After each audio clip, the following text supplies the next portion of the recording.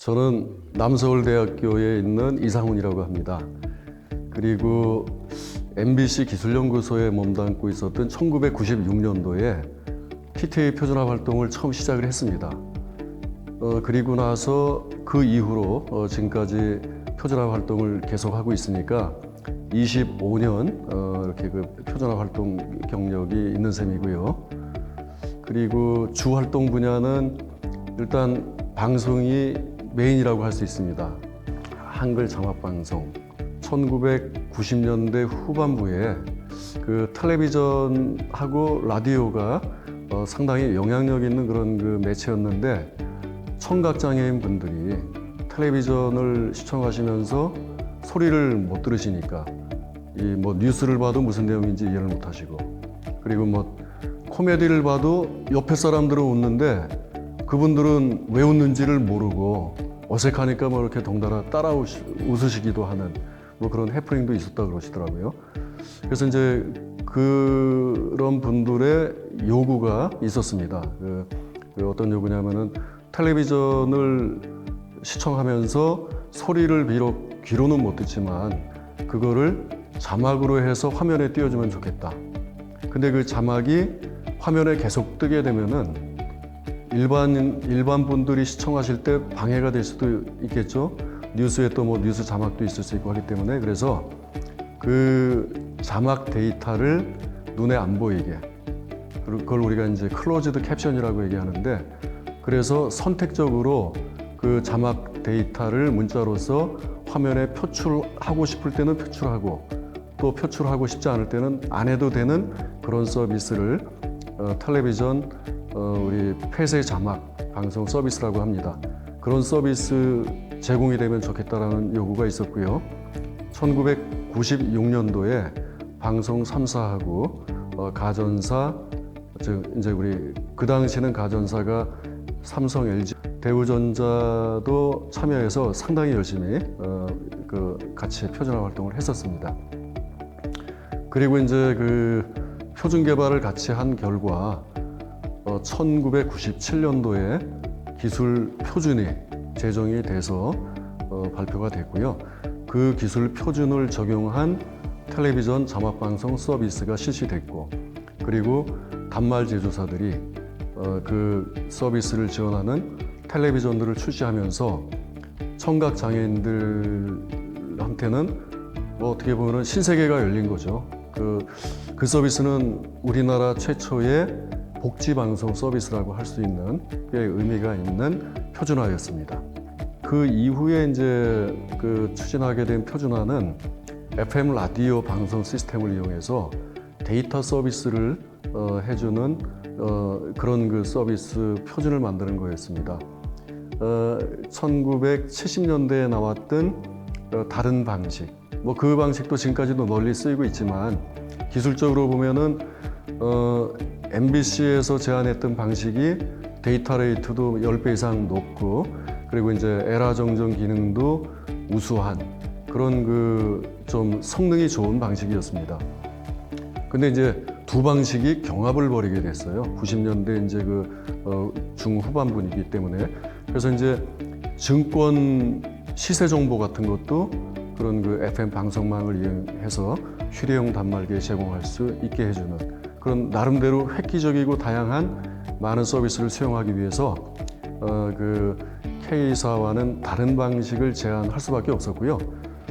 그래서 이제 상당히 어려웠습니다. 첨예한 그런 이해관계가 대립이 되기도 하고, 또 나름 이제 이 경쟁사끼리 선의 경쟁도 하지만 뭐 자존심을 건 한판 승부, 뭐 그렇게 얘기할 수도 있는데 타협점을 찾았습니다. 결국은 두 방식 모두 그 서비스를 제공할 수 있는 표준으로 채택이 돼서 사이좋게 서비스를 한 그런 그 예가 있습니다. 지금은 사라졌지만 위성 DMB하고 지상파 DMB가 초창기에 상당한 각축전을 벌여왔습니다. 제 기억으로 그 DMB 프로젝트를 2003년도 정도부터 시작을 했고요. 사실 그 DMB의 역사는 우리 대한민국이 개발하고 좀 큰 기여를 한 게 맞습니다만은 DMB는 원래 그 독일의 보시 그룹 아실 겁니다. 거기서 논문을 냈더라고요. 디지털 멀티미디어 브로드캐스팅을 이용한 그런 우리 이동 텔레비전 서비스 그 논문이 실렸고요. 그 논문을 보면서 저는 이제 그 당시에 DAB, 디지털 오디오 브로드캐스팅을 이용한 서비스 준비를 하고 있었는데 이 기술을 가지고 이동 텔레비전 서비스도 가능해? 사실 너무나 좀 쇼킹하게 다가오는 그런 논문이었습니다. 그래서 제가 저자한테 메일을 보냈습니다. 메일을 보냈더니 답장이 왔어요. 휴대 단말기를 이용한 서비스가 아니고 버스나 트램에 이렇게 장착이 된 수신기를 이용해서 제공하는 서비스였고요. 그래서 만약에 그 서비스에 관심이 있으면은 우리 사이트를 방문해도 좋다. 그래서 이제 제가 독일 방문을 하게 됩니다. 그래서 가서 보니까 실제로 트램이나 버스에 DAB를 이용한 멀티미디어 서비스를 실시하고 있었고요. 이거 정말 대단하다라는 그런 생각이 들었고, 그래서 이제 기술 자료 같은 것도 이제 추가로 더 가지고 오고, 귀국해서는 그 당시 정보통신부에 찾아가서 제안을 했습니다. 2000년대 초반에 우리나라의 디지털 텔레비전 방식이 미국 방식으로 결정이 됐고, 그 결정된 미국 방식에 대해서 방송사 일각에서 이게 고정 수신할 때 서비스 품질은 굉장히 좋은데 이동 수신에 좀 문제가 있다. 그래서 방식을 유럽식 DTV 방식으로 바꾸면 어떻겠느냐라는 논쟁이 있었습니다. 그러면 이런 게 있다더라. 그러니까 우리 모바일 텔레비전 서비스는 이 DMB 같은 걸로 하고, 그리고 이제 디지털 텔레비전 서비스는 이미 정한 미국 방식 ATSC로 하자. 그런 제안이 나왔고, 이제 그런 어떻게 보면은 그 제안이 이제 좋은 타협안으로서 받아들여져 가지고 DMB를 가지고 이제 우리 모바일 텔레비전 서비스를 하기 위한 기술 개발하고 표준화가 시작이 됐습니다. 디스플레이 패널을 통해서 내가 원하는 아무 장소에서나 볼 수 있는 그런 모바일 텔레비전. 그게 상당히 도전적인 과제였습니다. 그 기술적인 난제를 해결하기 위해서 단말기 조사, 방송사 이런 여러 기관들이 합심해 가지고 기술 개발 그리고 표준화에 온 힘을 쏟았습니다. 이제 위성 DMB에 대해서 제가 좀 솔직하게 말씀을 드리겠습니다. 위성 DMB 기술 개발은 사실 도시바가 한 겁니다. SK텔레콤이 협력을 해서 국내 서비스 프로바이더로 참여를 하게 된 겁니다. 그리고 이제 위성 DMB를 국내에서 이제 그래서 표준으로 채택하느냐 마느냐가 엄청난 논쟁을 그때 불러일으켰고, 정말 치열한 좀 격론이 벌어지고 했습니다. 결론적으로 일본 기업들하고 동등하거나 일본 기업들보다 더 낮은 수준의 기술료를 납부한다라는 그런 확약을 저희한테 제시하시고서 표준 통과를 시켰습니다.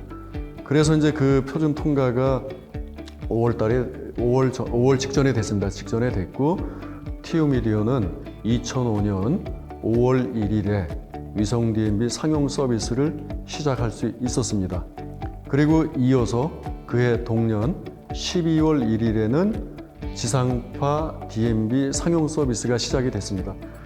근데 이제 DMB 서비스는 그래서 위성 DMB는 좀 아쉽고요. 지상파 DMB 이전까지는 대한민국에서 실시하는 방송 서비스는 다 외국의 방송 기술을 가져다가 도입하는 입장이었습니다. 근데 지상파 DMB는 아까 시작은 유럽에서 했지만 우리가 이제 그 기술을 베이스로 해가지고 진정한 모바일 서비스에 적용하기 위한 그런 기술을 다시 개발했습니다. 에트리아하고 우리 가전사들이 기술 혁신을 통해서 휴대폰의 작은 크기로 집어넣을 수 있었고요. 방송사들은 그걸 갖다가 서비스 제공하기 위한 방송 시스템을 함께 개발해가지고 상용화에 성공을 했고요. 그래서 대한민국의 기술이 그때부터 국제 방송 기술 분야에서 어떤 그 선도적인 역할을 하는 그런 기점이 됐습니다. 표준화란 한마디로 단말 제조사하고 방송 시스템 그 서비스 그 신호는 어떻게 그 구성을 하고 단말기는 그걸 받아서 어떻게 뭐 표출한다든지 하는 등등의 기술적인 약속의 총합체라고 표현하겠습니다. 우리 그 좋은 기술 개발에서 표준화에 성공하게 되면 그 서비스나 제품 개발, 그래서 이제 널리 이용이 되게 됩니다. 그래서 이제 국내 표준화를 하게 되면은 우리 국민들이 널리 이용하게 되고요. 그리고 이제 국제 표준화에 성공하게 되면은 범세계적으로 온 세계인들이 이용을 하게 됩니다. 그리고 이제 그 어떤 그 기술로 인해서 우리가 그 수익도 창출할 수 있게 되죠. 그래서 그 표준화는 홍익인간을 구현할 수 있는 그런 또 좋은 수단이 될 수 있다, 이렇게 생각합니다.